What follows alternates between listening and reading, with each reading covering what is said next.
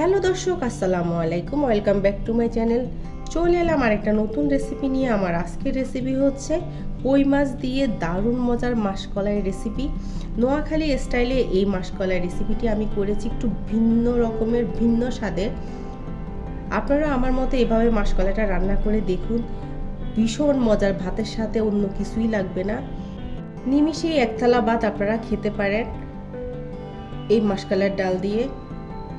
আশা করছি আমার আজকের এই মাসকলাই ডালের রেসিপিটি আপনাদের সবার কাছে ভালো লাগবে। মাসকলাই ডাল রান্না করার জন্য আমি এখানে মেজারমেন্ট কাপের 1.5 কাপ মাসকলাই ডালটা নিয়েছি। ডালটা আমি গোটা অবস্থায় বাজার থেকে এনেছি। তারপর আমি তাওয়ার মধ্যে গরম করে এটাকে গুঁড়ো করে নিয়েছি। তারপর উপরে কালো খোসাটা ছড়ে যাওয়ার পরে আমার ডালটা এই অবস্থায় আছে। আমি হেলেন ডালের একটা ভিডিওতে পুরো প্রসেসিং দেখিয়ে দিয়েছি, কিভাবে গোটা ডাল থেকে আপনারা ভাঙাতে পারেন সেটা আমি দেখিয়ে দিয়েছি, আপনারা চাইলে দেখে নিতে পারেন। তো এখন এই মাসকলাই ডালের মধ্যে আমি পানি দিয়ে দিব। পানি দিয়ে এই ডালটাকে আমি 1 ঘন্টা ভিজিয়ে রাখবো।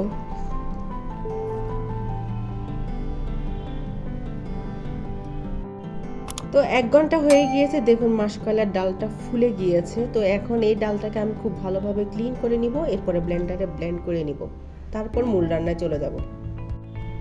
মাসকলাইয়ের ডাল রান্না করার জন্য চুলা একটা প্যান বসিয়ে দিয়েছি, তাতে 2 টেবিল চামচের মতো সয়াবিন তেল দিয়ে দিলাম। পেঁয়াজ কুচি দিয়ে দিলাম 2টো।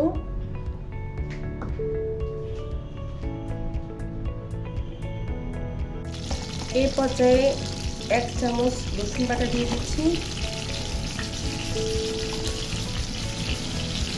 1.5 চামচ রসুন বাটা দিয়ে দিলাম। এখন রসুনটাকে একটু তেলের সাথে ভেজে নিব, রসুনের কাঁচা গন্ধ চলে যাওয়া পর্যন্ত অপেক্ষা করব। তো রসুনের কাঁচা গন্ধ চলে যাওয়ার পরে আমি এখানে 1/4 চা চামচ হলুদের গুঁড়ো দিয়ে দিচ্ছি, 1/4 চামচ মরিচের গুঁড়ো দিয়ে দিচ্ছি, 1/4 চামচ জিরের গুঁড়ো দিয়ে দিচ্ছি, স্বাদ মতো একটু লবণ দিয়ে দিব। দিয়ে আমি সবগুলো কিছু খুব ভালোভাবে কষিয়ে দিচ্ছি।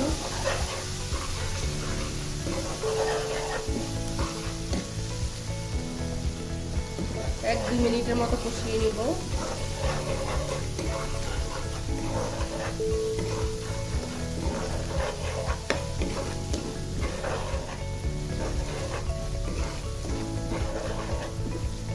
তো কষানো শেষ হয়ে গিয়েছে, এখন আমি যে মাসকলাইয়ের ডালটা সেটা ব্লেন্ড করে দিয়ে দিচ্ছি।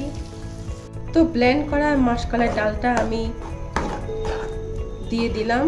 দিয়ে এখন আমি একটু মশলার সাথে এই ডালটাকে একটু ভুনা করে নিব। যে ব্লেন্ডারে আমি ব্লেন্ড করেছি সেখান থেকে একটু পানি দিয়ে সেটা দিয়ে দিচ্ছি। দিয়ে আমি 3-4 মিনিটের মতো এটাকে আমি কষিয়ে নিব। তো 3-4 মিনিটের মতো আমি ডালটাকে কষিয়ে নিয়েছি। চুলার আঁচটা কিন্তু আমি মিডিয়াম লোতে রেখে কষিয়ে নিয়েছি, না হয় নিচে পুড়ে যাবে। তো কষানো শেষ, এই পর্যায়ে আমি পানি দিয়ে দিচ্ছি। আমি এখানে মেজারমেন্ট কাপে 3 কাপ পানি দিয়ে দিব। পানি দিয়ে ডালটাকে পানির সাথে আবার মিশিয়ে দিচ্ছি। আপনারা চাইলে ডালটাকে আবার তাওয়ায় তেলে আবার গুঁড়ো করে নিতে পারেন, তবে আমার কাছে মনে হয় এই প্রসেসে কিন্তু ডালটা অনেকটা ঘন হয়, আঠালো হয়।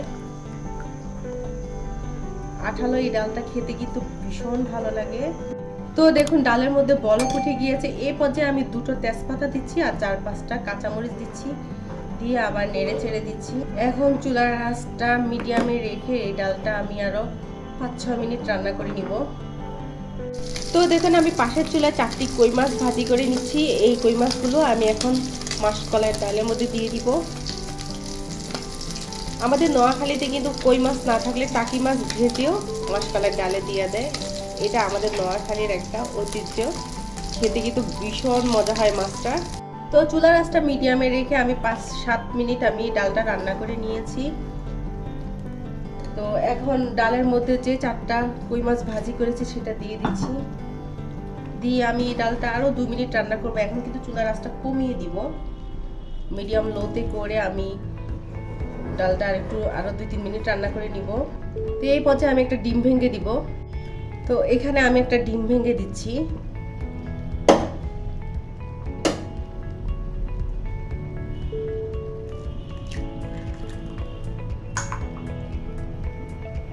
ডিম ভেঙে দিয়ে অতটা নাড়বো না, জাস্ট এইভাবে 2 মিনিট রেখে দিব।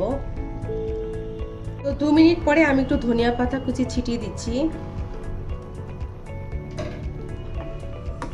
দিয়ে একটু নেড়ে চেড়ে দিচ্ছি। দেখুন ডিমটা দেখতে কতটাই সুন্দর লাগছে।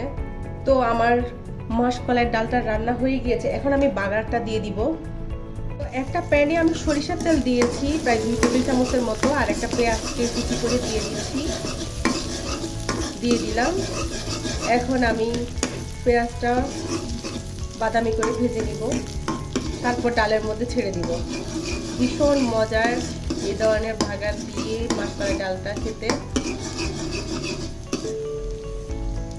তো পেঁয়াজটা ভাজা হয়ে গিয়েছে, এখন আমি ডালের মধ্যে দিয়ে দিব।